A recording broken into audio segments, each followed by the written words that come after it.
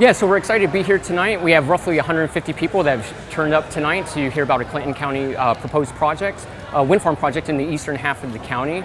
We have great food here tonight. We have a lot of support, and we're excited to share our story with the eastern half of the county as well as the community as a whole.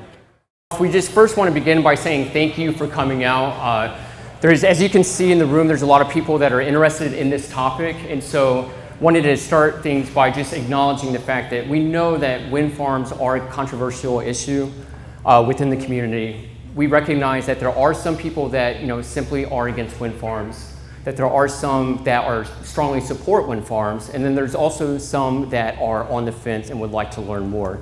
So we thank you for coming out tonight because it gives us an opportunity to start and begin that dialogue as a community in the open on what this project can mean and do for the county.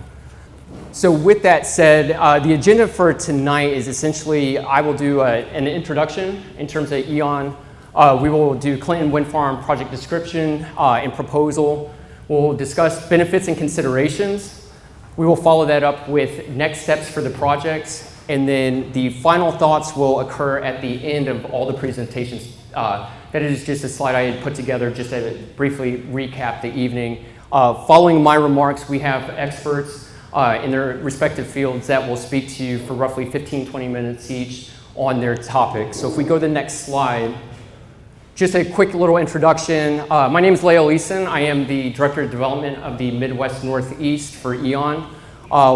With me tonight, we have Bob Zahn, who's my development liaison right-hand man. Many of you know him. We also have the VP of Development for our region, which is Brad King. He's right there, standing tall, hand waving. And then we have a number of folks also just in support here tonight. We have Josh up front. We have Shane at the front desk. We have Tim and Oliver, as well as our experts at this table. Tonight we have experts in Dr. Mark Roberts, who will speak to health. We have Dr. Michael Hankard, who will speak to sound.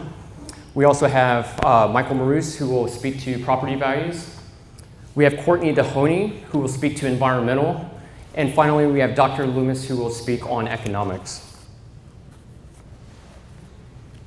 So with that said, I apologize that this map's a little difficult to read, but for the most part, what we wanted to do was to let you know that E.ON as a company is an established leader within the renewable energy field.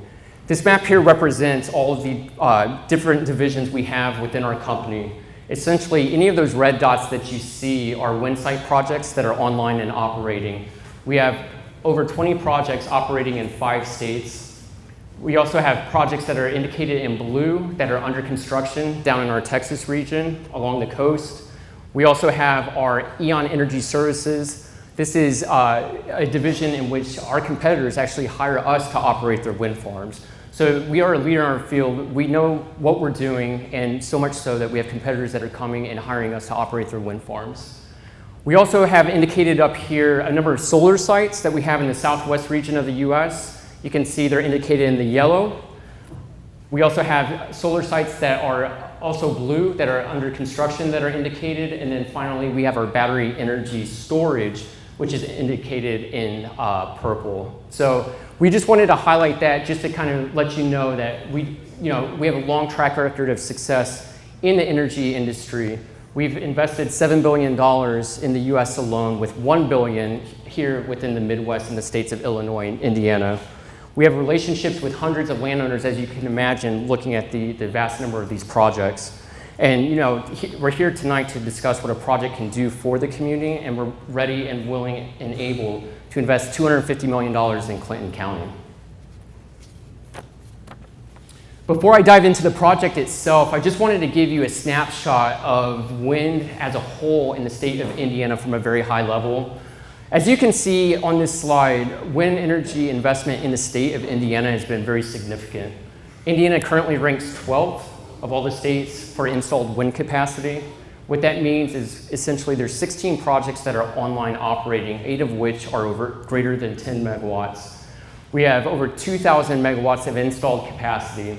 There's over 1,200 turbines that are operating and spinning.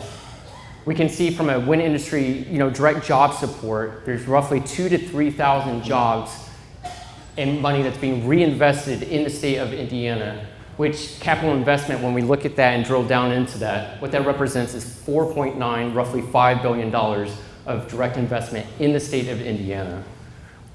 Also diving in, we see annual state and local tax payments of $14 million, along with land lease payments in the realm of $5 to $10 million.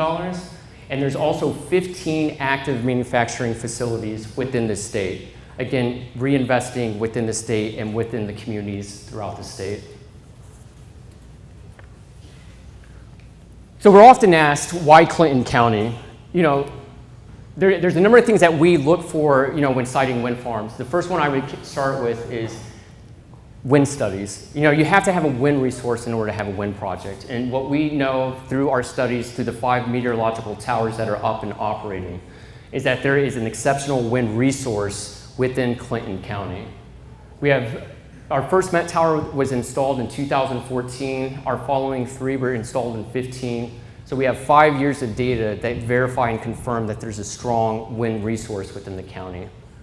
The other thing that we look for is, you know, transmission. We need the ability to harness the power and move the power.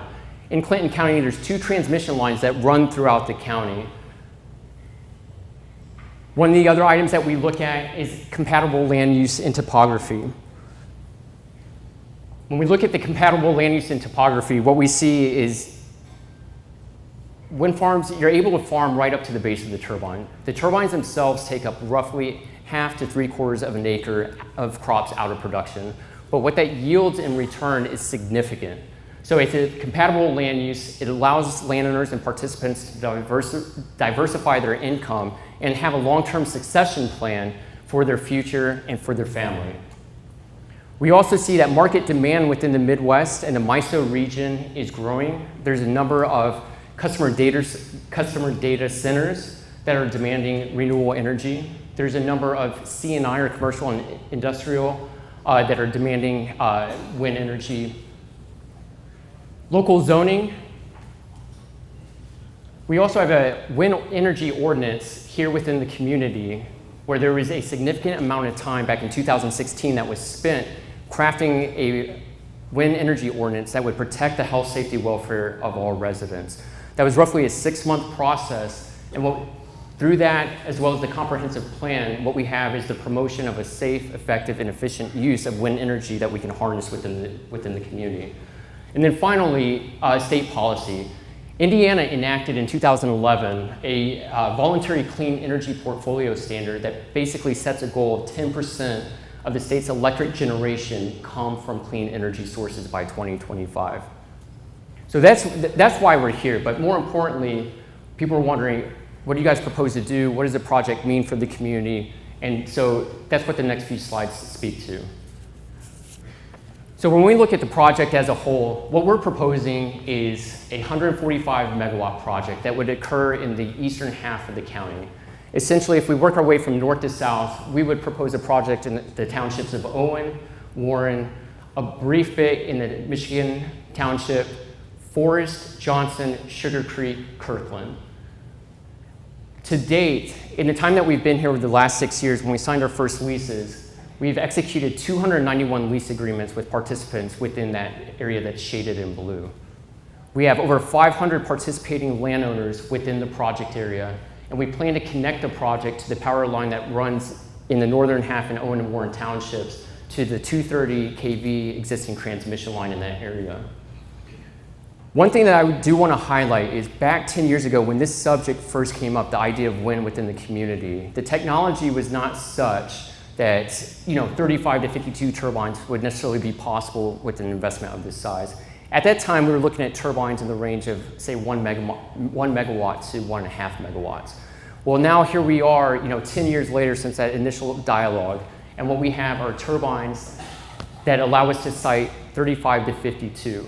And part of the reason for that is we've had leaps in technology improvement, but we've also been listening to the concerns of the community in terms of viewshed and saturation. And so what this area allows us to do is to really try and minimize the impact as well as address the concerns as it relates to viewshed within the area shaded in blue. The other keynote that I would like to point out is, just looking at the map, it's difficult to see here, but the closest turbine we estimate would be greater than 4 miles from the city of Frankfurt. So we're doing our best to make use of the land in the eastern half of the county. And then we would propose a project in service date of December 2021. So when we look at the last 6 years, what have we been doing? Well, in addition to signing land, we've been doing our due diligence as it relates to environmental permitting. As you see with the check marks, we've done our agency correspondence with the Indiana Department of Natural Resources, U.S. Fish and Wildlife Services. We've done our desktop mapping as it relates to wetlands. We've done our due diligence with historical, cultural, archaeological mapping. We've also have an expert here tonight who will speak to you about the studies and the work we've done as it relates to avian use and eagle surveys along with bat surveys, because we do realize that everyone has concerns regarding the project, and we want to be transparent, open about those concerns and let you know what our findings show. And then finally, we have 3 open items here that we want to get done, but would require a signal that we're ready to move forward from the community so that we can complete the last 3 bullet points that you see there, which are wetland compliance review, archaeological field work, and our phase 1 ESA. But those cannot take place unless we know that there's at least somewhat of a path to move forward, which would require us to finalize our layout, select a turbine, and be in a position to move forward in the public forum through the zoning process. On the right, you can see we've completed all our transmission analysis. We've completed our interconnection application back 3 years ago. We've completed our feasibility, system impact study, and facility studies, as well as executed an interconnection agreement with the utility. And so right now we are set up to go live December of 2021. Which leads me to my next point. Everyone's wondering, what are the next steps? And so for us, the next steps are, as you see here. But in order to achieve these next steps, what we're asking for as a matter of good public policy is to have a clear path to permit. We need to select a wind turbine. We need to complete our electrical and civil design. We need to complete a transportation plan and work with the commissioners on that. We need to finalize agency consultation with Fish and Wildlife Services and IDNR, but that requires a finalized site plan to do that. We need to complete our shadow flicker and sound studies to address some of the concerns that are being raised in terms of what those impacts are to the community. But again, we need to select a turbine to be able to complete those studies. And then we also need to submit for review and consideration a road use agreement, a decommissioning agreement, an economic development agreement, a drainage agreement, and a transportation plan. And that would put us in a position to apply for local permits. And so what we're asking for is a signal that the county is open for business and would allow us to go through the process that was laid out through the zoning ordinance, that would allow us to submit a complete application for review. And this would give us the ability to better address a lot of the questions that you may have and address some of the outstanding concerns as well. When we look at what wind farms mean to the community and we look at the benefits, here's a breakdown of what we project for this project. $30+ million in tax revenue to Clinton County over 30 years to support schools, first responders, and other essential services. $25 million paid to local labor and construction companies. $25 million in stable lease payments to Clinton County, family farms, landowners over 30 years. Direct jobs to the tune of 200 construction jobs, along with the commitment to hire locally. Significant improvement to existing county roads and infrastructure. No services or fuel are required. And a capital investment of $250 million. E.ON, the one note that I wanted to highlight is that E.ON bears the responsibility for all these activities and the cost. And as we look at the investment, the one thing that I wanted to highlight, and I have some notes here, is when we look at our investment in the community within the state of Indiana, and we look at our most recent project within the state, which is Wildcat, the local spend for Wildcat, our tax revenue estimates were $35 to $40 million. Lease payments were $40 to $45 million. Road upgrades were over 40 miles of road upgraded at no cost to the taxpayer. We saw economic development agreement payments to the tune of $2.4 million. And we also had a local spend of $30 million, and that's labor, supplies, materials. The total direct investment was $121 to $128 million, and that's for a 200 megawatt project, consisting of 125 turbines. I also want to highlight just our Radfords, because that's our most recent project that we completed in the Midwest. And if we're going to dial in and look at just local spend similar to this, what we see is local labor was $20 million in spend. Consumables was $1.2 million. Construction materials was $16.5 million, and that's, again, for concrete, rebar, aggregate. Also, local subcontractors was $13.1 million. So we're talking about real dollars that can be reinvested in the community. And if you don't, if you have questions about the numbers, what I would encourage you and ask you to do is contact the county officials in Madison and Tipton County to confirm those numbers. Talk to the officials in Jay and Randolph County who have wind farms that are up and operating and can speak to the real dollars. Talk to Benton and White County officials who can tell you about the investment in their community. These are real dollars that we would like to spend within this community. And so I will end with that piece. We will turn over to some of the experts who will speak, and then at the conclusion of their presentation, I will give some final thoughts. Good evening. My name is Mike Hankard. I am an acoustical consultant, believe it or not. I specialize in the measurement and analysis of noise. I have my own firm based in Verona, Wisconsin, which is outside of Madison. Next slide. So why listen to me? I'll try not to bore you. I'll try not to give you a bunch of scientific mumbo jumbo. And I've spent many, many, many nights at operating wind farms across the country, measuring and listening. So if you want to come and talk to me, I'll be up here afterwards about what it's really like. I'll give you the straight dope. I'm not going to tell you that you'll never hear them. That's not true. So I'm going to go through my qualifications a little bit in a minute, but I just want you to know I'm an independent consultant. I don't work for E.ON. Yes, I'm here on their behalf, but I do have my own independent views on noise from wind turbines. If you go out and search the internet and wind turbine noise, you're going to find three things. You're going to find dBA, that's decibels, A-weighted decibels. I'll talk about that in a minute. You're going to find information on low frequency noise, and you're going to find information on infrasound. I'm here actually to educate you. I want to, that's my hope, because I know if you're opposed to the project, you probably are out there surfing the internet for these, and you're going to come across these subjects. So I'd at least like to give you an education so you can absorb that information in the best way possible. I'm also going to talk about wind turbine noise standards. What I mean by standards, it's like, what does the World Health Organization say about acceptable levels of noise, or the Environmental Protection Agency, or different states within the United States. I'll also talk about noise from the Clinton project itself. We have done some modeling, some predictions, and I can present the preliminary results of that. I'll talk about how, through my work over the last 10 to 20 years, I can be confident in those predictions. So it's not just a bunch of numbers that don't mean anything. They have a lot of meaning behind them. And then some conclusions. Next slide, please. So, why am I qualified to stand in front of you? I've been doing this for about 30 years. I have an engineering degree. I was always a sound guy, a noise guy. In the last 10 years or so, I've focused, not exclusively, but largely on wind turbine projects. I've consulted on projects in 14 states. I've analyzed noise on projects, on over 40 projects.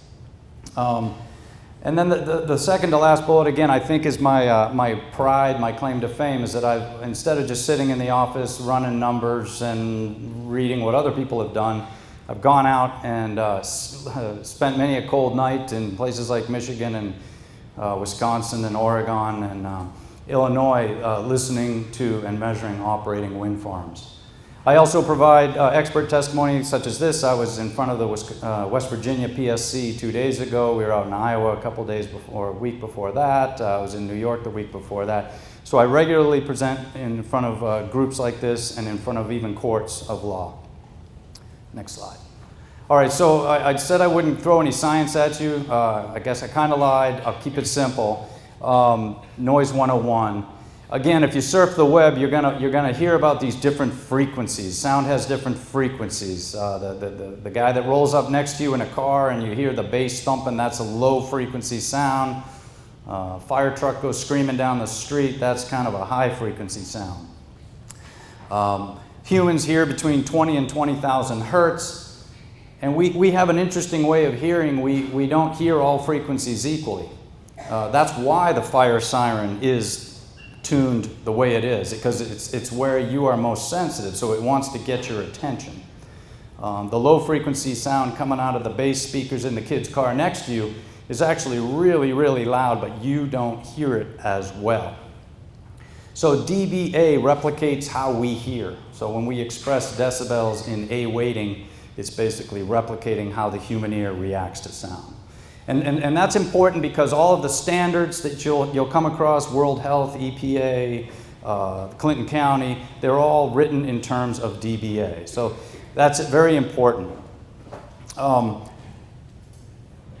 Low frequency noise is roughly 20 to 20 hertz. So if you think of about a piano, it's kind of that lower third of the piano, those low notes. Think of the Jaws tune for anybody who remembers the 70s.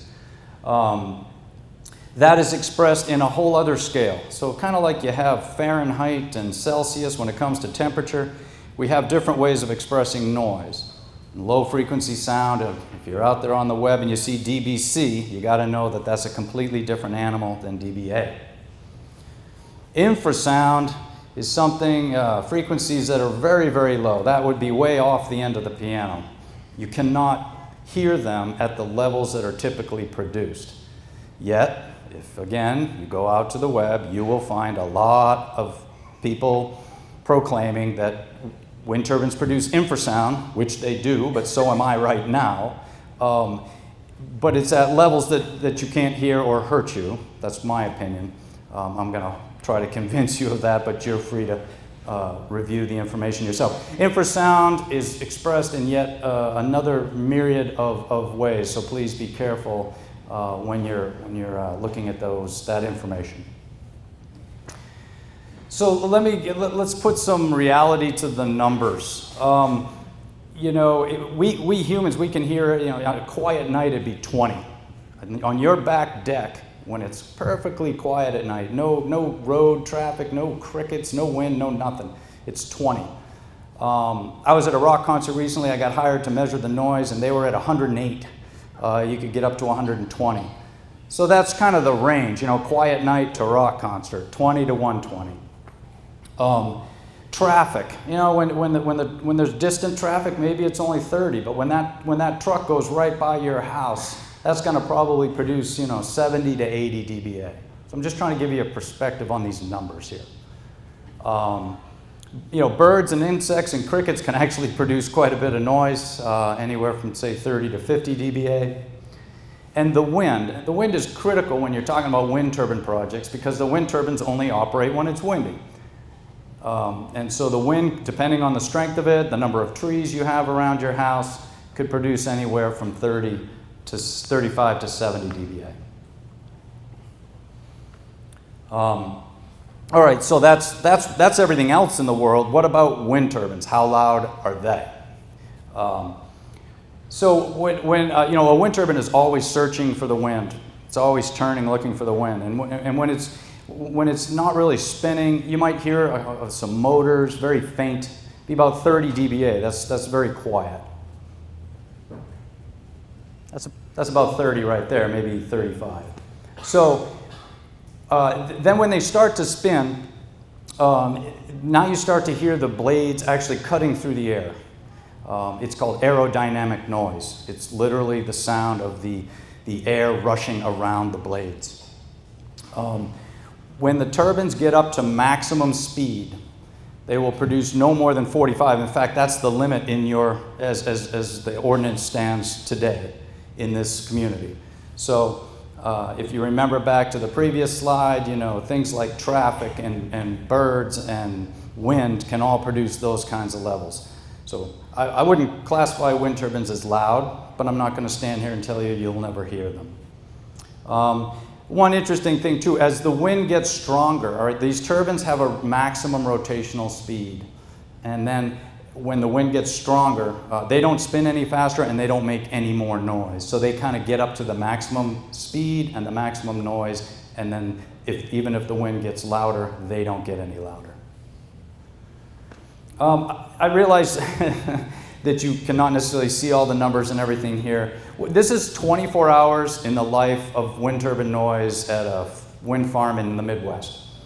And this chart here shows that the turbines were operating fully until the wind got so strong they had to actually cut out. So there's the operation goes to 0. And you see the top black line is the noise, cooking around 45 dBA. And then as the wind gets stronger, the noise from the wind gets up to 70. So the turbines are no longer even audible. So that's kind of a unique feature. Sometimes, in the beginning part of this plot, different things are audible. A little bit of wind, a little bit of turbines, a little bit of traffic. In the middle, where the ground wind gets really low, then that's just the turbines themselves. And on the right side of the chart, that's the wind. So you always have this kind of interplay between sound from the turbines and sound from the wind itself blowing through the trees.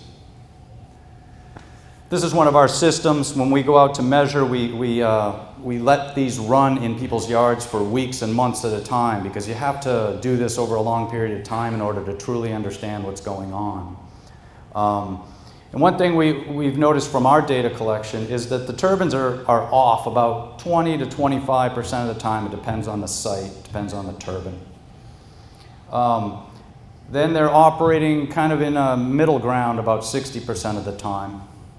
And then only about 10% of the time are they operating fully in terms of their noise output. So again, that's another thing that distinguishes this. If you had a coal-fired plant or a different kind of electrical plant next to you that ran all the time, wind turbines don't do that. They come and they go.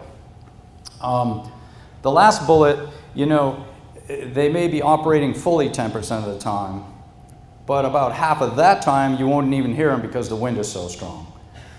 So it's that other 5% when they are operating fully and the wind is not blowing too hard. That's when the impact will occur, if you will. Okay, so what do other people say about what's a respectable or healthy or acceptable level of noise? So the EPA, the Environmental Protection Agency, has long had a limit of 45. The World Health Organization came out with what's called a conditional recommendation last year, also 45. There's different metrics. These are expressed differently, but I'm kind of simplifying things here. If you want to know more, come talk to me afterwards. The government of Canada did a big health study a number of years ago, a few years ago. They kind of concluded that 46 dBA and below there were no health impacts.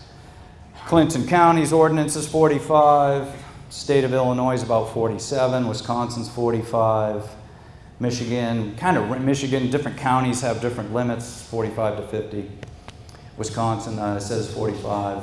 Iowa, there's often none. I mean, Iowa is unique in this country. They either don't limit it at all, or they just they have a different perspective over there. South Dakota is also 45. So suffice it to say that your 45 in Clinton County is very consistent, if not at the lower end of what's being done elsewhere in the country. And previously in Indiana, their limit was north of 50 dBA. As were in many of the projects that were permitted in this country over the years were done so at 50 dBA. So in other words, anything here in Clinton County is going to be much quieter than what was permitted previously. Okay, so again, you go out on the web and you search for wind turbine noise, and you're going to find low frequency noise, and there's going to be these papers and statements about wind turbines produce a lot of low frequency noise. Again, a traditional source of that would be a rock concert, a freight train, something that can actually shake your house, which wind turbine noise does not. It's quantified on this dBc scale. Just know that it's different. ANSI, third bullet down, or fourth, that's the American National Standards Institute. They claim if you want to minimize the impact of low frequency noise, keep it below 65, and again, that's on the dBc scale. The wind turbines on this project will indeed be designed to that standard. I have conducted measurements at approximately 10 wind farms across the country, and I've never seen anything above about 60. The last bullet, turbine low frequency noise levels not linked to health effects. Dr. Roberts will be up here in a minute. I'm not the health guy, but I can tell you what some of the health studies that have been done by reputable organizations such as World Health Organization, Health Canada, countries of Japan, states such as Massachusetts and Minnesota.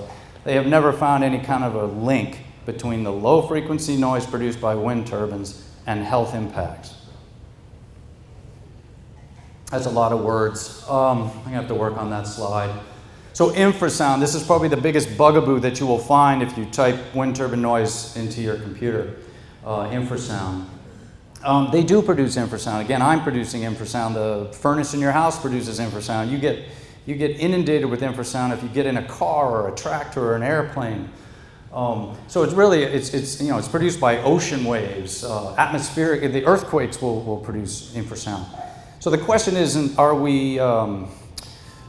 infrasound hurt us? The question is, what level of infrasound hurts us? No peer-reviewed or government study has ever linked infrasound to health impacts. So Health Canada studied this, Japan, the government of France, Germany, Australia, Wisconsin. They've all concluded that at the levels of infrasound that are produced by turbines, that there is no health impacts. So you'll have to go and read that information for yourself if you're so concerned, but that is my summary. Last bullet point, 60,000 turbines operating in the United States. That's a big number, but it's true. And I guess the reason I have that up there is I'd like to think that if there was some sort of a health impact being created by infrasound, that with 60,000 of them in the country, the doctors of the world would have gotten together and perhaps noticed that there was an issue. I have not read about any such occurrence. This is another one. I don't expect you to absorb it in its entirety, but again, you go to the web, you type in wind turbine noise, you come up with infrasound, and you might find this plot. It was measured in Wisconsin, and those little blips, those little jagged blips there that I have highlighted, that's what people who want to think there's a problem are talking about. Because yes, that's real. The wind turbines do produce those blips when you measure it. But let's put that into perspective. Next slide. So those blips are this lower line. The upper lines are the threshold of human hearing. And the blips were about in this range right here, right at about 60. And the threshold of human hearing is over 100 dB at those frequencies. So this is just my geeky scientific way of trying to demonstrate to you that you will never hear infrasound from wind turbines. So modeling, what I mean by modeling is predictions.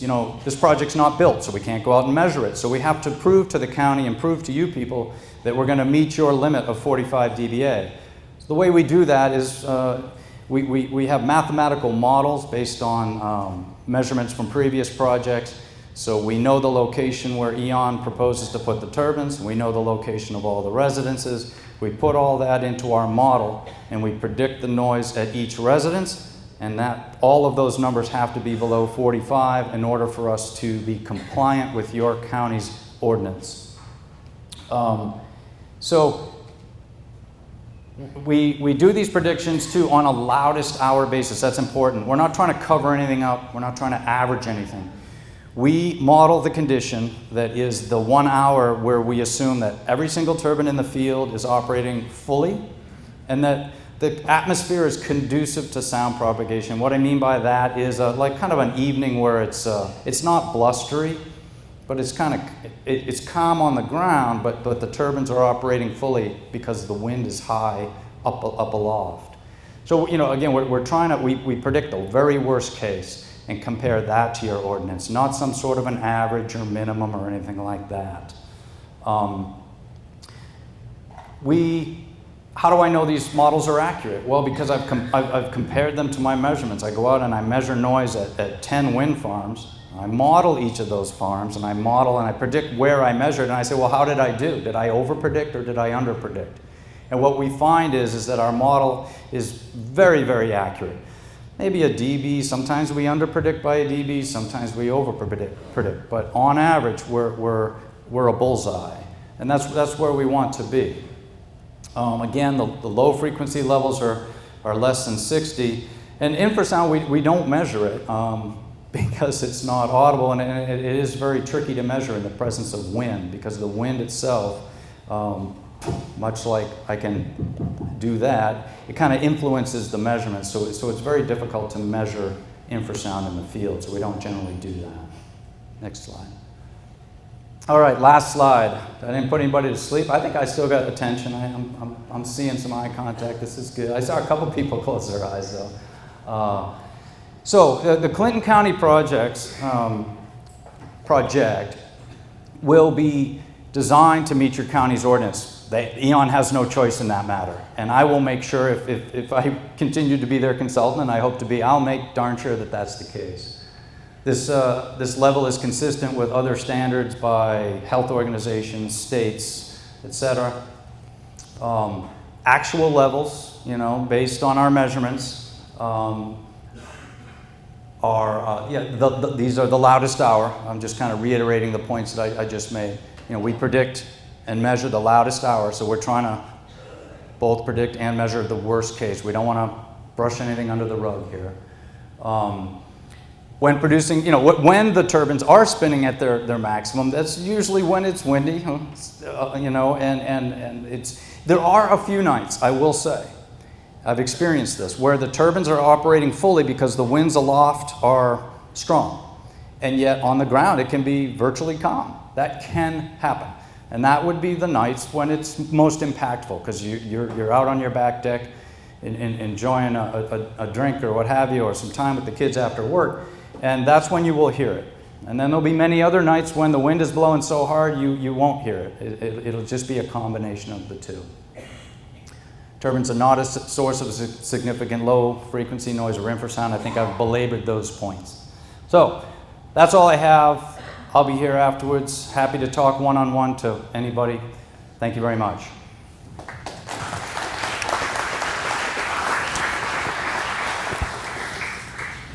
Good evening. My name is Mark Roberts. That's a picture I took in South Dakota as I was driving out of a wind farm, just to remind me what it looks like at sunset. Next slide, please. Like I say, my name is Mark Roberts. I'm a physician. My specialty is occupational and environmental medicine.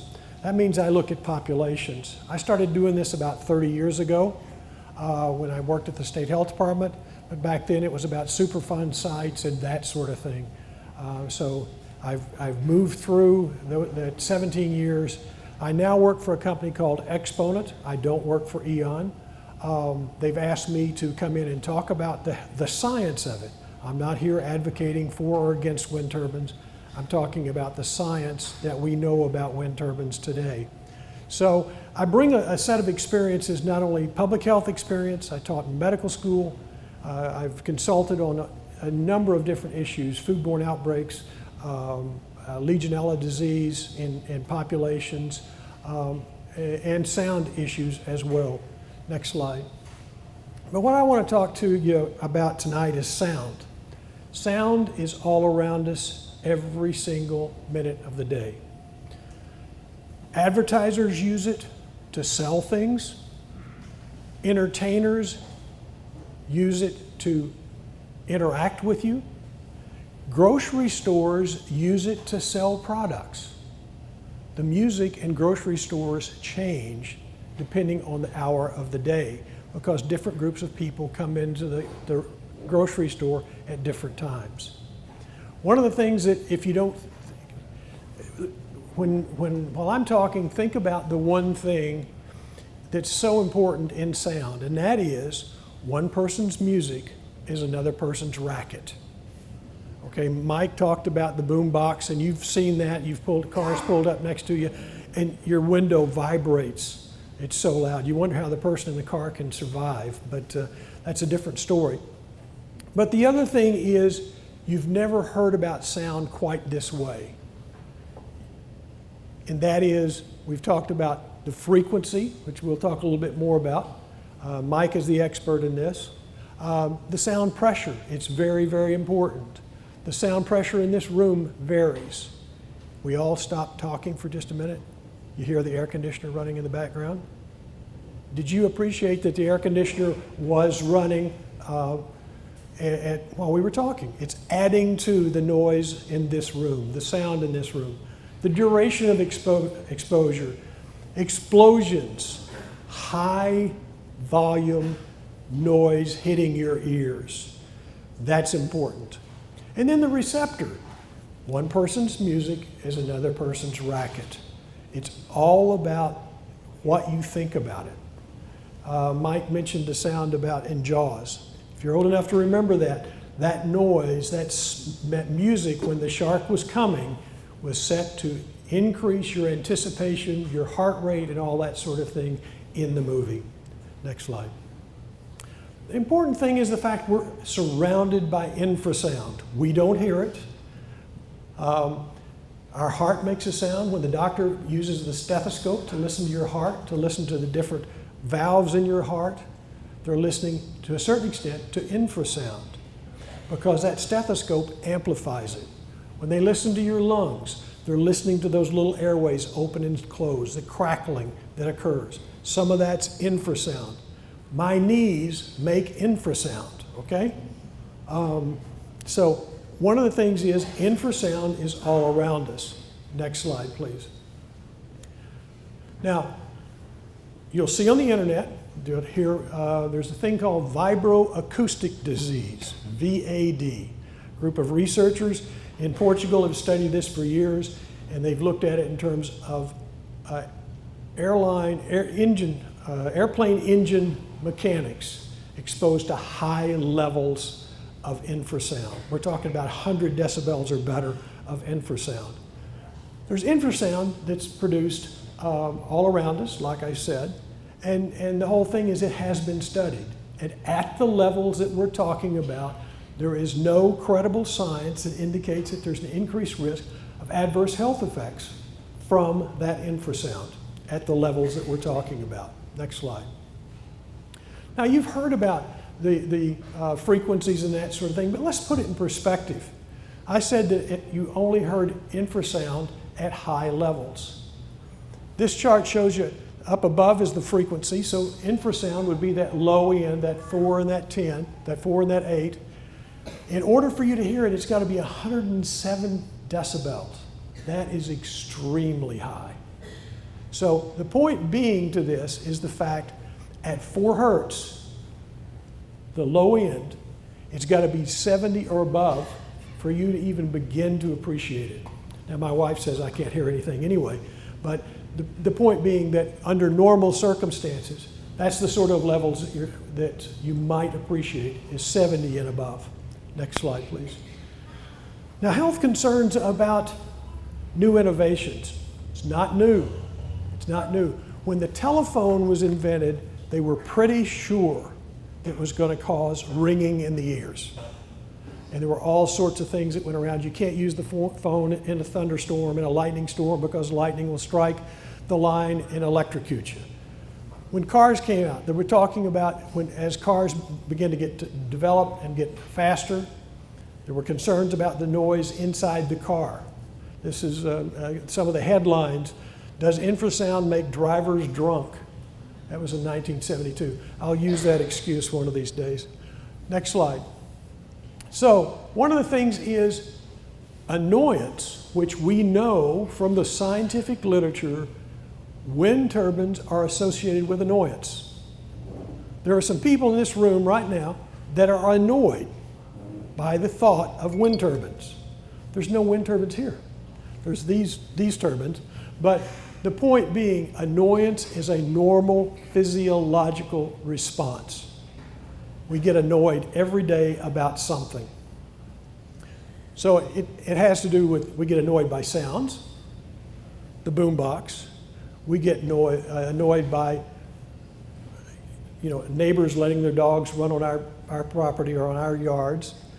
Smells. There are certain smells that can annoy you. It's a normal physiological response. It's actually one that's used in order for us to evaluate the environment that we live in. Next slide. The fear of the unknown, of the noise is really what's driving a lot of the concerns.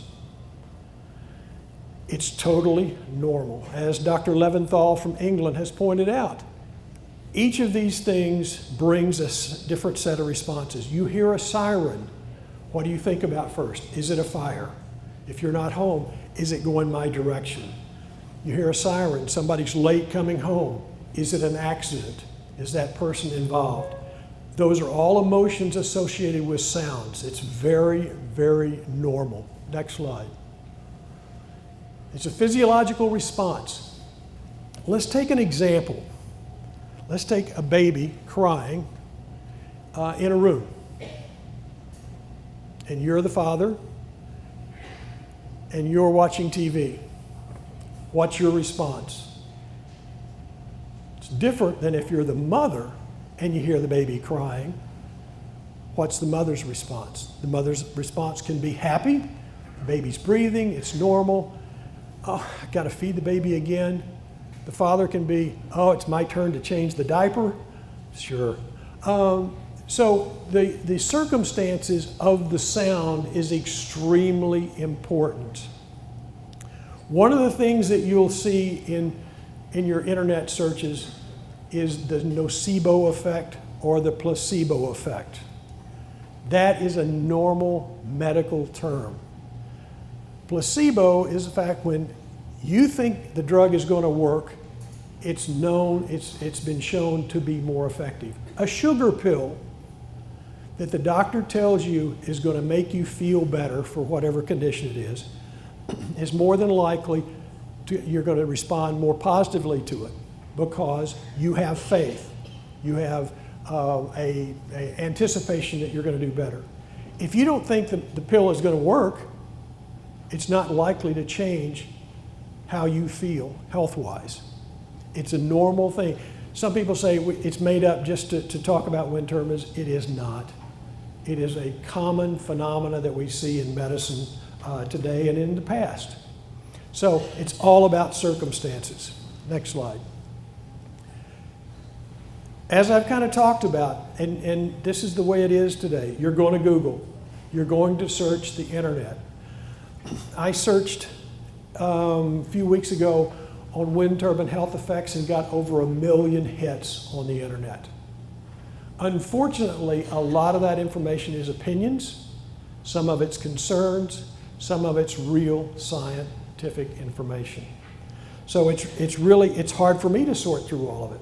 I get 1 to 2 articles per day about wind turbines or sound-related health issues. So that's the science part. No telling how much is going through just opinions and blogs and that sort of thing. So it's very, very important, and that's what I'll try to do as I talk with you, is talk about the science that we know, not the opinions, but the true science behind it. Next slide. Now, Mike talked about the sound of the wind turbines. You can break it into two parts. One is the mechanical sound, one is the turbine, the blade sound itself.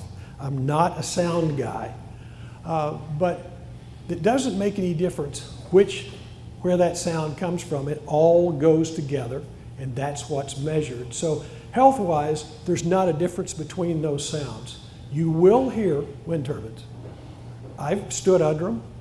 I've been around them for quite some time.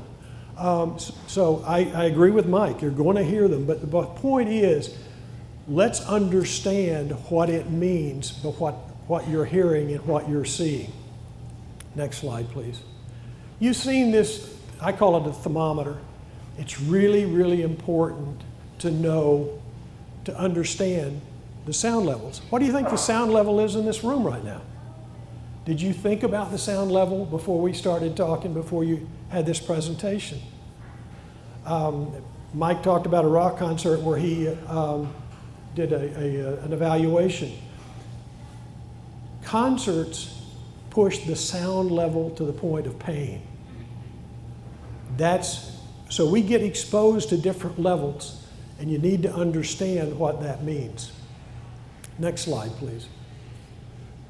So I'd like to point out that sound is a part of your everyday life. Sound blends together. Sound has different meaning. There's some very interesting research coming out about why are wind turbines annoying. There are all sorts of opinions, but some very interesting things are coming out about whether or not it's on your land or not, whether or not it's close to your property or not, whether or not you can see it, whether or not you are for or against renewable energy. There's all sorts of reasons that you have opinions about wind turbines. But wind turbines are not associated with a specific health effect. They're associated with annoyance, but annoyance is not a health effect. It's a normal response, psychological response. Next slide, please. So there are, I think I've got right at 1,000 papers right now, scientific papers on wind turbines, wind turbine health effects, that sort of thing. Health Canada was a governmental agency-funded study that started in 2012. As of right now, there are 14 or 15 scientific papers that have come out of that data that was collected. It was collected in 2 areas of Canada involving a 1,000+ individuals that were at varying distances from wind turbines. They did not identify a health effect associated with wind turbines. As a result of that study, we understand better about how people respond to it. But the point being that from 2012 to 2018, that data set gave us a lot of information. Unfortunately, it was not included and evaluated in the WHO study. I think if they had done that, it probably would have removed that conditional classification for the WHO recommendations. But that's neither here nor there. The point being that these studies that I've listed are the scientific studies. There are a number of state-level activities, Wisconsin, Minnesota, Illinois, where they have actually gone in and looked at the literature and come to the same conclusion. There's not an adverse effect specific associated with wind turbines. There is annoyance. So bottom line is states have looked at it. States have brought groups of people together, sleep specialists, neurologists, physicians, epidemiologists, to look at the data, and they have virtually all come to the same conclusion. Then you go internationally and look at the countries that have looked at it. 14 different countries have looked at wind turbines and potential for health effects, and they too have come up with the same conclusion, that there's not a specific adverse health effect associated with wind turbines. Now, there are things in every one of these studies that we can learn, we can use, and we can apply. For example, in one of the studies, they talked about the color of the wind turbine. I'm not sure. The point being that not everybody liked one color. It was the fact that color made a difference. It wasn't the specific color, it was color made a difference. So bizarre things are coming out of it, but the point is it's still being studied. Now, one of the things that you have to think about is when is enough science to make a conclusion? The point is we have got a humongous amount of data now about human health effects, but the point is you can't prove a negative, ever. And so there will continue to be studies, we'll continue to refine this, but there's no indication at this point that the levels that we're talking about and the methods that we're talking about are going to show that there's an adverse health effect. So I'm going to be over at this table to talk with you and talk more about, specifically about these particular studies. Next slide. I'll also talk about a little bit about EMF, electromagnetic fields. Again, that's one of the things. It's not up there. Oh yeah, it is up there. Dirty electricity. Have you ever heard of a dirty electricity? It's a big issue in Canada, and this lady is selling these things that you put in the wall sockets to clean up the electricity. Again, these are things that don't make sense, okay? And then finally, shadow flicker. Shadow flicker is something that's real. If there were a light above these fans, you would see the flicker. In my house, there's flicker. I have skylights, and there is flicker that occurs of a morning with my ceiling fans. We see flicker in a lot of different situations. The point being that wind turbines, number one, there would be a flicker study, and usually in the regulations or the requirements for a wind farm, there is flicker is addressed. The frequency of flicker related to wind turbines, it's a short period of time, only certain times of the year, but the point being that it is not at the frequency to cause seizures. It's clear in the literature that it's not that frequency, and the fact that wind turbines are slowing down reduces that frequency, that frequency of flicker even to a lower level. So there is no association between shadow flicker and with seizures. And so with that, I will stop. I hope you have questions. I hope you come over and talk with me. I'd be glad to try to answer those questions tonight while you're here. Thank you. Very good. Thanks for hanging in there tonight.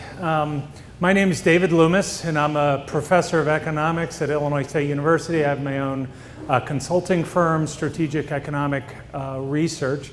I want to talk to you about the economic impacts of wind farms, and we'll talk about the Clinton County wind farm in particular. Next slide. So I have my PhD in economics. I graduated from Temple University in 1995, and I started teaching at Illinois State in 1996. I have over 25 peer-reviewed publications, many of those looking at wind energy, renewable energy, solar, as well as wind. Next slide.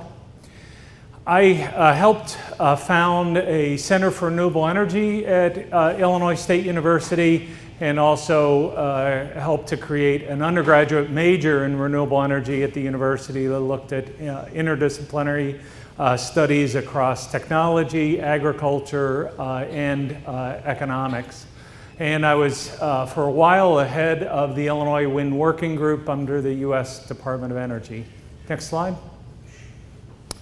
I've lived in McLean County. Bloomington Normal is in McLean County in the center of the state. In Illinois, we have 2 operating wind farms in the state. Twin Groves Wind Farm came in first. It's in the east side of the county, and they did that in 2 phases. And at the time it was built, it was the largest wind farm east of the Mississippi in those 2 stages. And then we have the White Oak Wind Farm that's in the northwest corner of town. We've just approved over the last year 2 new wind farms to come into the county. One is being constructed right now. One has been permitted but not started. We also have a single turbine at our community college, which is in town and very visible all the way around. So I can see wind farms, I see wind turbines in my commute. I can see both of those wind farms as I move around town. Next slide. I would say from my personal experience that the landowners and the community residents have really embraced wind energy. I've gone out, I've taken tours of both students, my college students, as well as high school teachers that I've trained in professional development to talk about renewable energy to science teachers. We have not seen any population decline. We have not seen any property value declines in the county. I've had a graduate student that did a paper looking at those property values associated with Twin Groves Wind Farm. We found no property value declines, and in fact, the school districts in those territories have benefited greatly. In the first year, Ridgeview School District got $1.7 million. Tri-Valley School District in our area got $780,000. And that was just a quote from the superintendent that any type of funding that comes to schools, no matter what size, is huge. Next slide. I just wanted to take a minute to talk about production tax credits. Oftentimes I hear from people that the only reason we're building wind farms is because they're subsidized. I teach a class on economics of energy and energy policy, and I want to tell you that all energy is subsidized. So the idea that only wind energy or solar is subsidized and all other forms of energy is this kind of free market type of generation, and that wind and solar get an unfair advantage because somehow they're subsidized, is just not true. All forms of energy are subsidized. They don't come in the same forms across those different forms, but they are all subsidized. When we talk about the particular items, oftentimes when people say that the wind energy is subsidized, they think that the government just writes a check to E.ON for building the wind farm, and that's just not true. The case that we have is a tax credit first, and then it's also on production. So they get money by producing energy on the grid from the wind, and it's based on how much they produce. So they don't get money just for building it, it's for production. The second thing is it's a tax credit. So we can go to the next slide. The production tax credit is 2.3 cents per kilowatt hour of the renewable energy that they generate, and it's only for the first 10 years that they're in production. So it expires after a 10-year period, and it comes in the form of a tax credit. We all, when we file our 1040 forms, get a series or are eligible for a series of tax credits.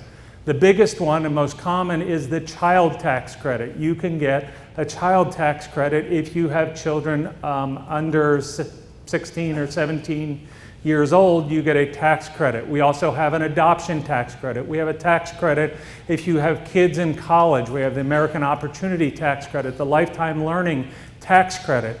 When we talk about tax credits in those sense, we don't usually say they're subsidized. I don't say, oh, I'm subsidizing you because you have kids, right? We say, no, we're giving you a discount on your taxes because of these certain things that we said we want to encourage. We want to encourage that people have kids. We want to encourage people to go to college. In the same way, we want to encourage wind energy to be developed. And so this is the way that we do it as a public policy, is to have a tax credit. But yet it's due to be phased out. So the big message here is, yes, there is currently a production tax credit, but it is on its way out. We have a 5-year scale down, so every year since 2016, we have lowered that tax credit, so that 2.3 cents per kilowatt hour is declined by 20 percentage points until it's totally phased out. So a facility that hasn't begun construction after December 31st, 2019 would not be able to claim the production tax credit. And those were both taken from the Energy Information Administration's website. Next slide.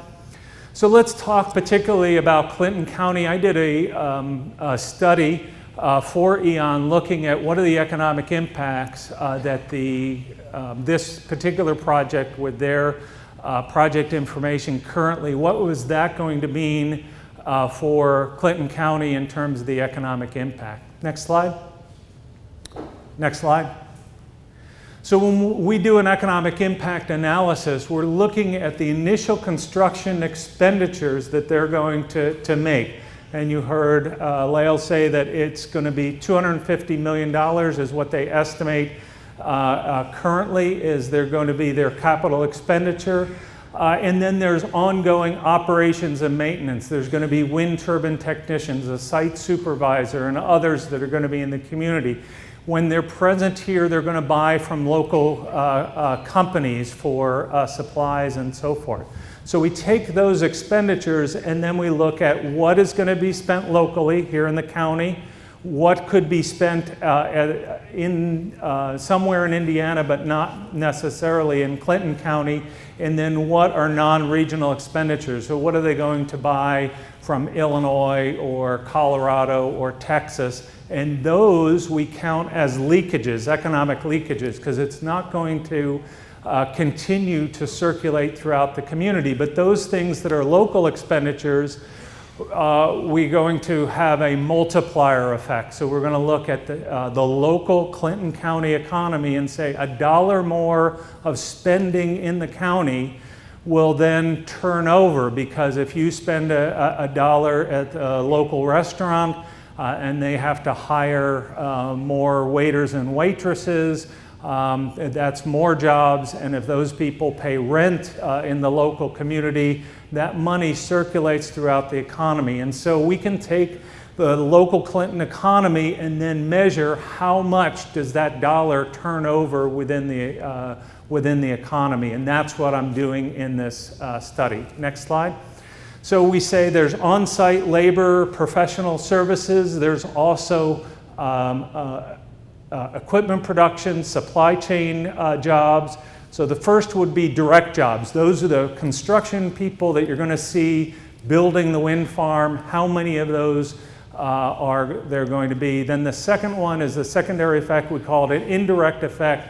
Those are the supply chain jobs. How much is being spent on the supplies to build the wind farm? And the third one are induced effects. That's household purchases due to the injection of income, and that might be spent on entertainment, eating out, etc.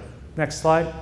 So here's where I'm looking at construction and operations, and again, we were very conservative in estimates. So E.ON wanted to make sure that they didn't overpromise here, and so I'm just going to look at Clinton County numbers. So if you look at the local jobs created during construction, those are going to be 66.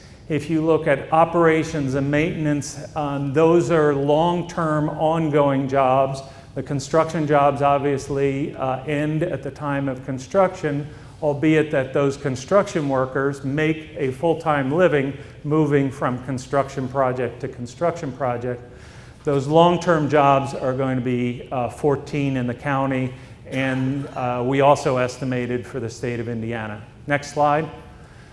I won't read all the numbers here, but just to say that these are good paying jobs. Wind turbine technician jobs are one of the fastest growing occupations according to the Bureau of Labor Statistics. And the average wages for a wind turbine technician is over $50,000. And so these are good paying jobs that will come into the community. This is, a raise a family kind of wages and earnings that would come. Next slide. And this is output. Output is a measure like gross domestic product that counts, in addition to those earnings, it would count things like landowner payments, tax payments, and so it's a fuller picture of the total economic activity that would come to the community. Next slide. I will say on those, I know I ran through those quickly, but I have a one-page handout that just kind of gives the summary numbers.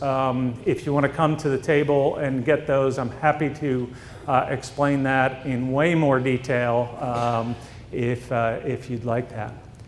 The second thing that to look at is the property tax impacts. This is obviously related to the economic impacts, but we're looking at the wind project as being a taxpayer in the local community.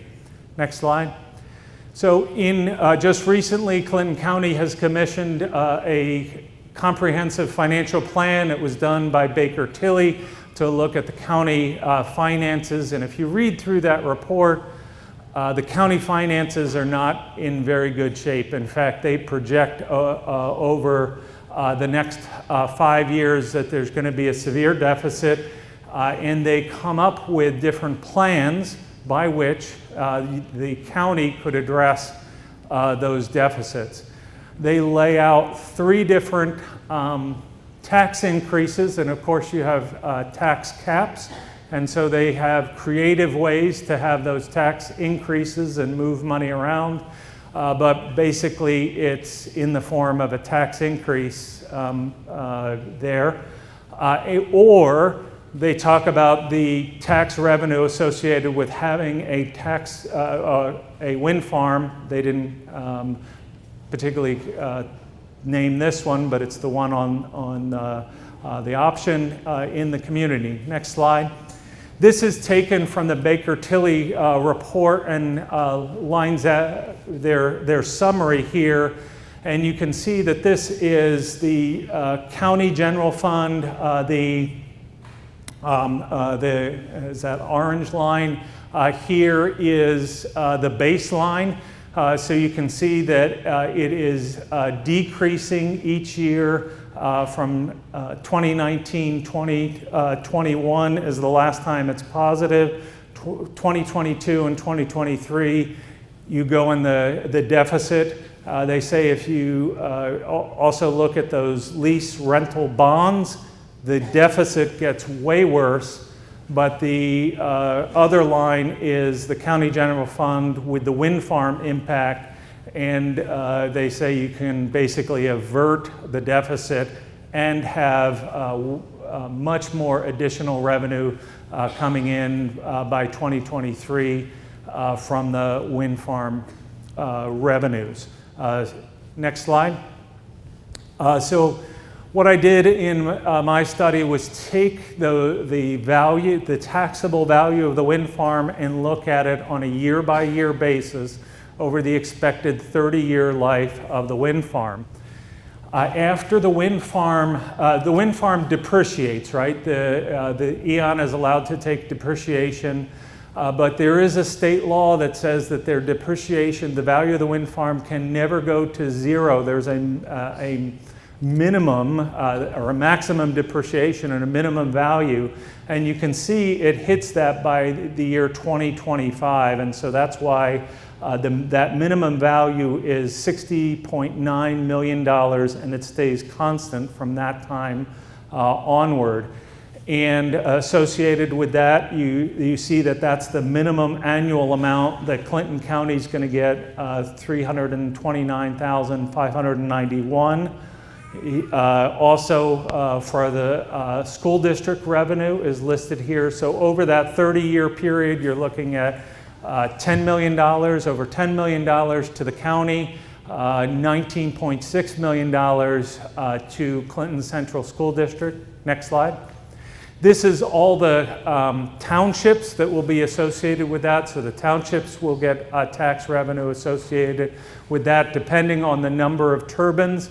And this is based on their preliminary layout. So if turbines sites move from township to township, these numbers are not guaranteed, right? It'll depend on where the actual turbine is placed in a particular township or community. But you can see it varies from $77,000 in Michigan Township to $760,000 in Johnson Township. Next slide. These are the additional taxing districts, public libraries, airport, solid waste management, which will also get tax revenue from the wind project. Next slide. We're done?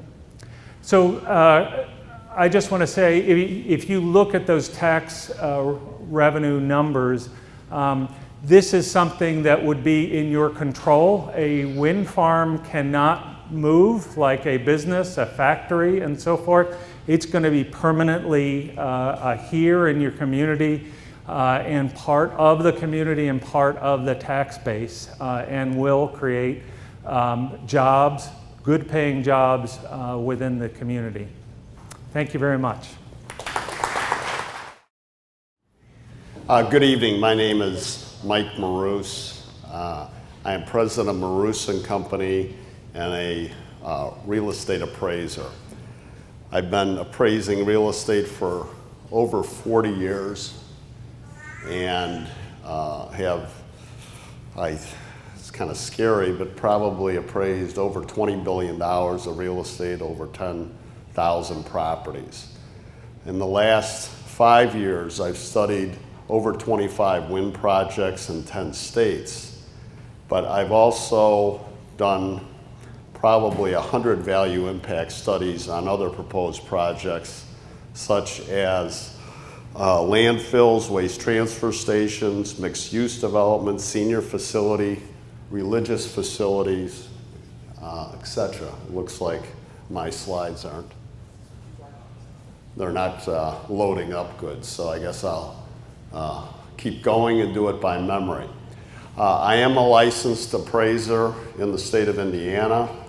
I've held the MAI designation, which is the highest form of real estate valuation, for over 35 years. I graduated from Illinois with a degree in finance specialization in land urban economics, which is basically valuation.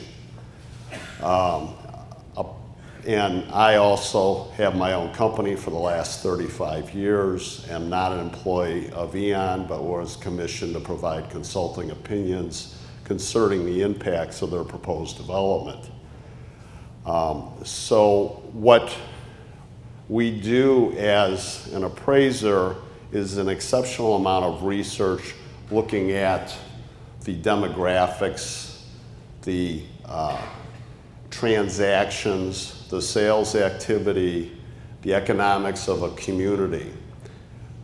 We also look at the economic benefits for what you just heard from Dr. Loomis, looking at the implications of taxes and what it does.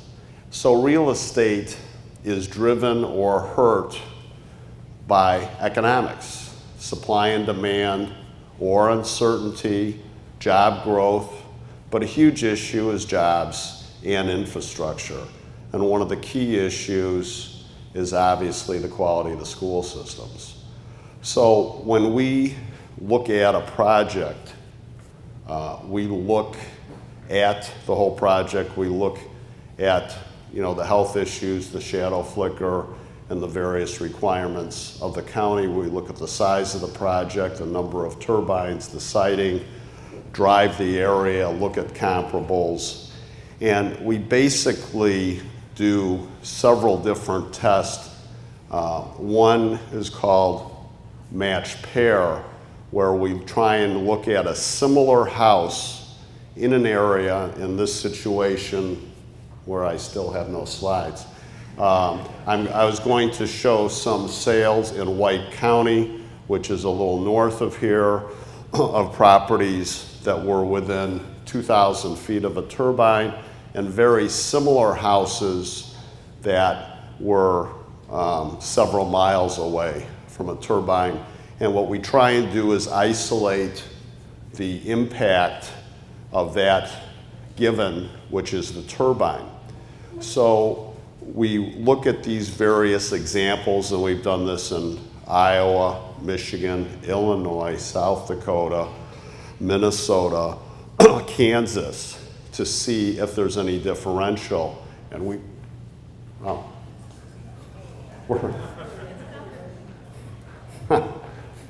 a little late, I already batted. So with that, we look to see if there's any differential and study it that way. The next test is to talk about real estate participants in these various owners. That's buyers of these properties, that's real estate brokers, that's tax assessors, to see if the existence of a proximate turbine had a negative impact on value. The next situation we've been doing is interviewing every assessor in every county of a state that has over 25 turbines to see, number one, property value trends. Do they live in a wind farm? Have they had any tax appeals with an allegation and basis and support because their properties were diminished by the proximity of a turbine, and also to see if they put lower values for properties by turbines. And over 90 assessors in 10 different states, there has not been one successful tax appeal based on the existence of a turbine. I'm sure probably containing millions of acres of property. The next issue is we obviously look at agricultural values, and clearly the properties that have the additional income, one of the best ways of appraising a farm is basically looking at the net income and capitalizing that to get a value. And generally having the turbines on a farm can raise values somewhere between $500 to $1,000 an acre over the entire farm, even though the turbine only sits on a half to 3/4 an acre with the access road. The next is we look at peer-reviewed articles, and there's been 6 published that have thousands of data points, and none of these have had any conclusive ability to show any negative impact from the development of a quality wind farm. So, since I don't have any more slides to show, in conclusion, after looking at, like I said, over 25 wind farms properly sited, properly zoned, properly developed, what's happened is once they're up and running, that they become kind of the norm.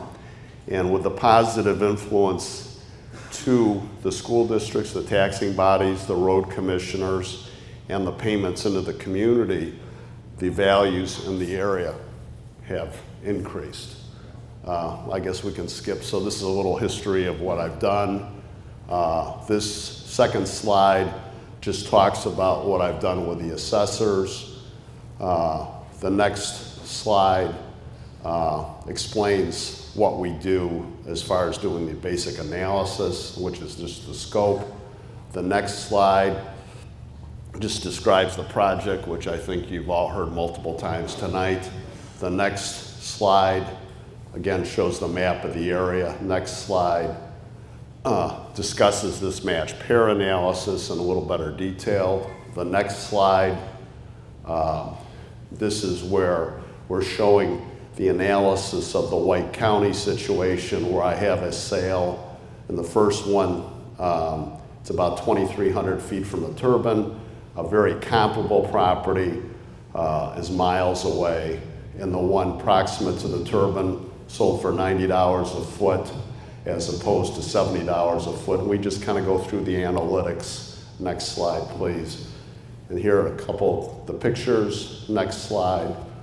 And then we have a similar situation for another comparable, where this one is only 1,400 feet away, sold for $157,000. One that's several miles away, sold for $150,000. We have a next step where we do what's called an adjustment grid, where we do quantitative analysis to again sort out, was there any impact due to the proximity to a turbine. White County, which I think most of you are aware of, is fascinating. In doing our studies, found out that the economics to the county, they haven't raised taxes in 10 years, and they've been able to upgrade their schools, upgrade their infrastructure, and it's been an economic boom. But granted, there are certain people that don't like them, and I'm not up here for a taste test. I'm just up here to look at values and impacts. Okay, next slide. So this is just some additional information showing what we'll put in a report as to transactions, showing location, price, date, size, year built, part of our analysis. Next slide, please. And this was not done for this study. We haven't finished our report yet. So this is again showing some different pictures that'll be in the report. Next slide. Next slide. This shows some ag sales, and again we're kind of analyzing transactions and looking at the trend of transactions, and obviously this goes to supply and demand, and this goes to ag prices and commodity prices, which impacts farms and obviously shape gravel roads, etc. Next slide. So this is just a summary of these 6 studies. First one's done, Canada. This Lawrence Berkeley. They've actually done 4 different studies, where in the first one they analyzed 7,500 sales, and again did the analysis based on proximity, and similar studies going forward, but their conclusions that there was no statistical evidence that home values near turbines were affected. Then there's one for Rhode Island. Next slide, please. There's another one in Ontario. There's a University of Connecticut. And then there's a more recent paper just came out from Wichita State. And again, there was modest growth in the wind farm area, at least as good or better than areas that were outside the footprint. Next study, or next slide, please. And again, this just goes through the conclusions, which I was just starting on and explaining what we have done. But due to the positive economics of a wind project and the payments for taxing to the property owners and what it does for the infrastructure and the general economics, and looking at these various different forms of analysis, my conclusion based on all of this is there's no negative impact on property values. Thank you.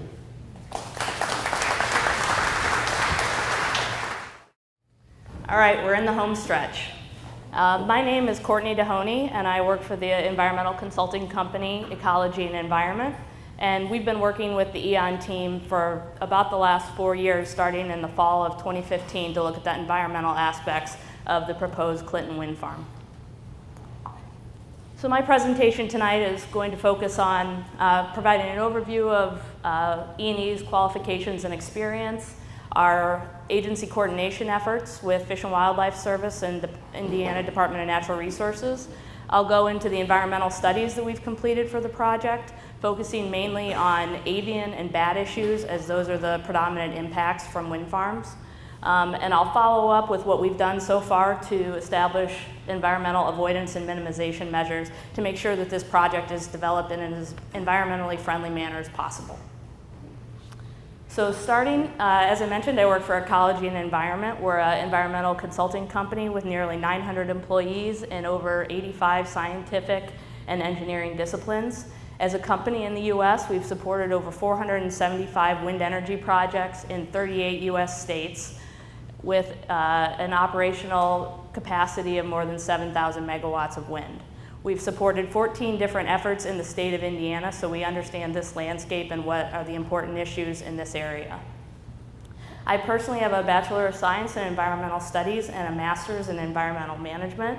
And for the last 13 years, I've been managing wind energy projects throughout the Midwest, coordinating field survey efforts, working with the agencies to identify the issues, and then supporting any permitting efforts that need to occur as a result of the project.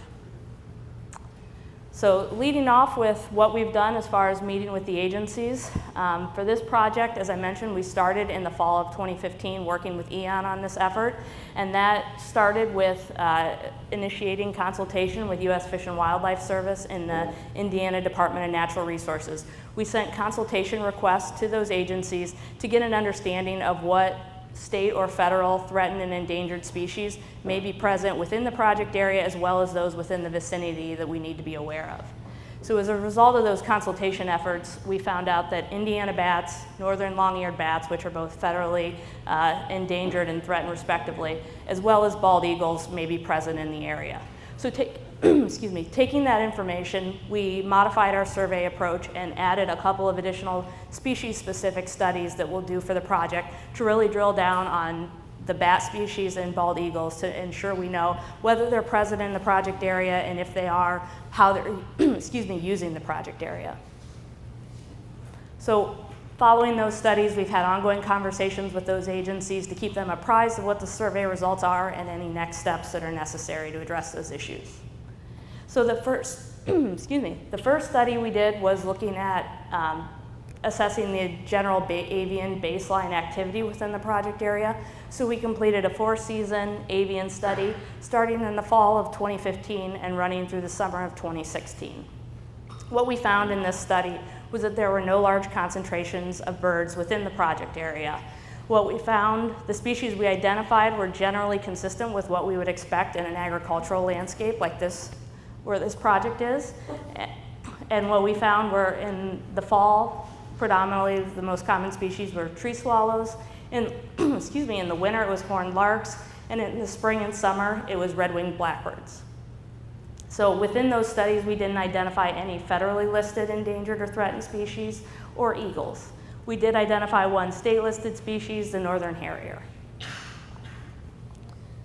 So moving on, as I mentioned, Fish and Wildlife Service and IDNR mentioned to us that there could be the presence of bald eagles within the project vicinity. So to address those issues, we completed an aerial nest survey in the spring of 2018 to look for bald eagle nests within the project area as well as a 10-mile buffer.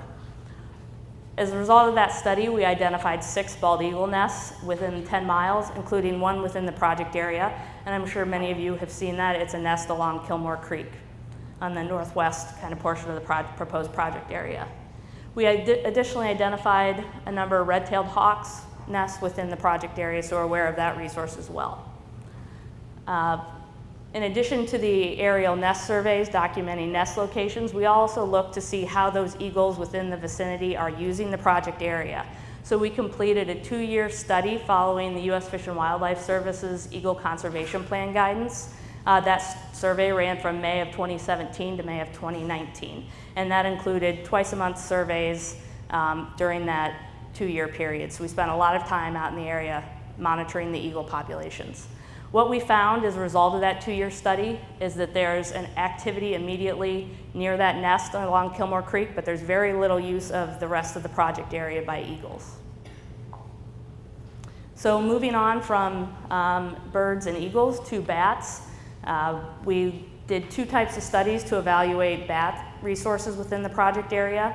We did an acoustic monitoring study to assess baseline bat activity, and that was done from April to November of 2016. The April to November period is the time when bats would be active in the project area. So we mounted acoustic detectors on 2 of the Met towers in the project area to monitor activity around the ground at about 3 meters and also at about 55 meters, which would be up in the rotor swept area. So we have a picture of where bats are flying near the ground as well as up where the turbines would be spinning. What we found is typical with what we would expect, which is that activity of bats peaks in mid-July, which is when the bats that stay in the area during the summer, the young of year, are able to fly around midsummer, so we see an uptick in activity as a result of additional bats being able to fly. The activity remains elevated then through the fall migration season as more bats cross the landscape to go to their winter hibernacula. In addition to the acoustic surveys, we also did bat mistnet surveys where we actually capture the bats and we're able to better identify what species are present. That's the one downside of the acoustics, is that some bat species are very hard to tell apart acoustically.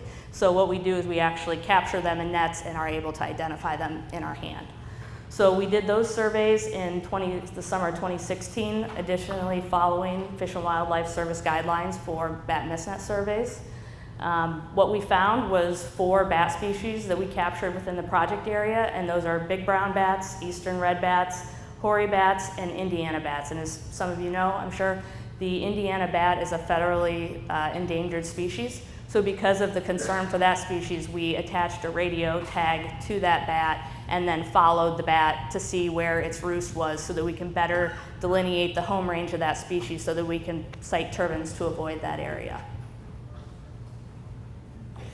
So what do all these studies mean? Well, what we end up doing is taking the results of those studies, and now we've been working with E.ON and the agencies to identify the important environmental resources within the project area and ensure that we're siting turbines away from those resources. So specifically what that looks like for this project is setting turbines at least 1,000 feet from all bat habitat, which in this case is basically any forested area. So turbines are at least 1,000 feet from forest blocks. We also have a 2.5-mile setback from the location where we track the Indiana bat to further protect that species. We also have established a 1-mile setback of turbines from the bald eagle nests, and we are also in general avoiding turbine placement near wetlands and streams to protect that resource. So those are the beginning steps, I would say, to making this project as environmentally friendly as possible. As the project continues, we'll continue to work with Fish and Wildlife Service and IDNR to ensure that we're taking every measure we can to make the impacts on wildlife from this project as minimal as possible. And that's everything. Thank you.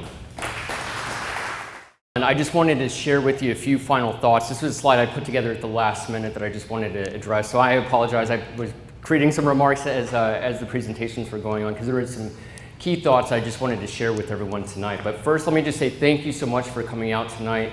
You know, it means a lot for us to, you know, invest your time here to learn more, and we hope, again, that this is the first of many dialogues with the community as a whole.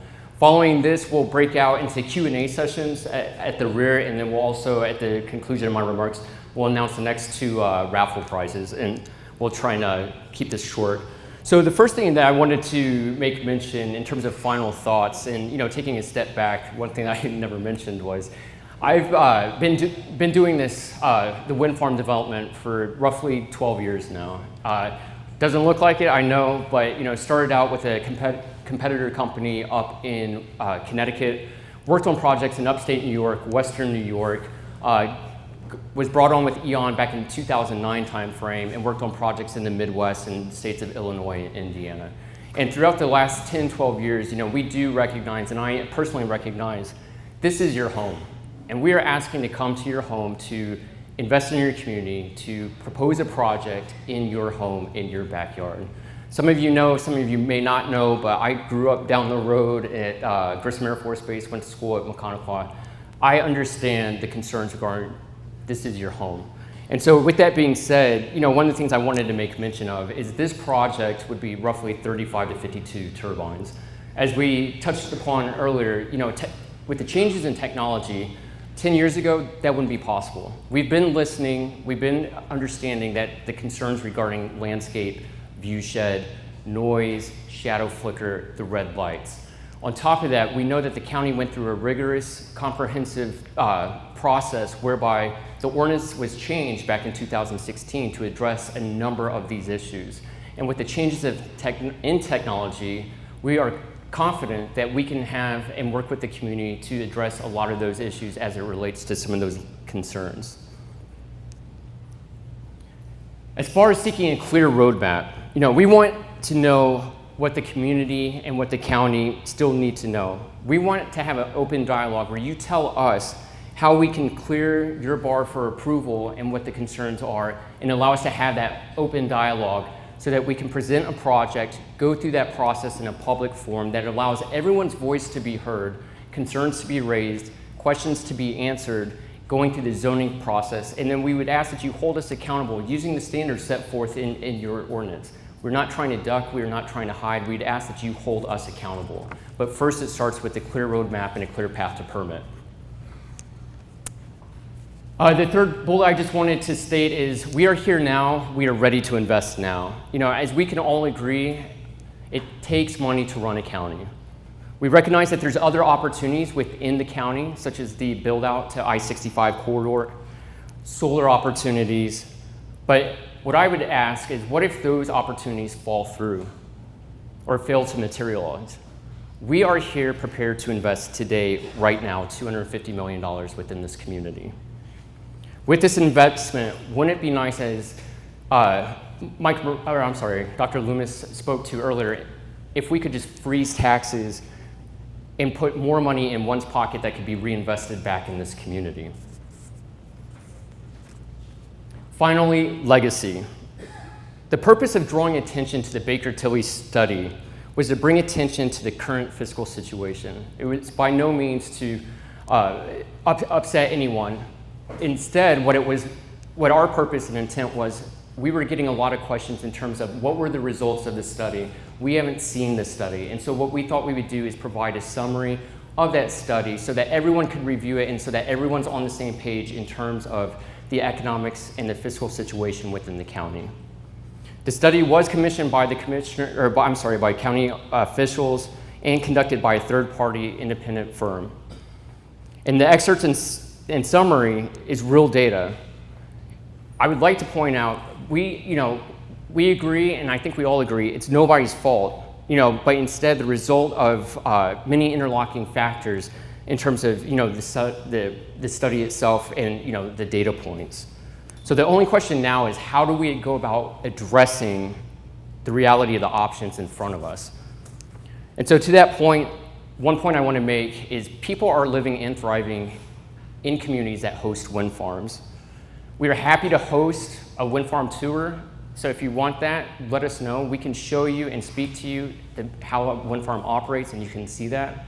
We're happy to arrange and put together the numbers of our investment at other wind farms so that you guys can see what those real dollars are doing in those communities. And we would encourage you to reach out to other communities that host wind farms to touch base with them and see how those dollars are impacting their lives. Another thing I wanted to touch on is just schools. 3 or 4 schools, I would estimate are in good shape. Frankfurt School has strong tax base. Clinton Prairie benefits from the industrial base. Rossville has future growth. But what about Clinton Central? Even with an investment out to I-65, those dollars won't help Clinton Central per se. So that's one thing I just would ask that you would keep in mind as we continue this conversation over the coming weeks. Furthermore, lots of programs can be funded with the revenue from the wind farms.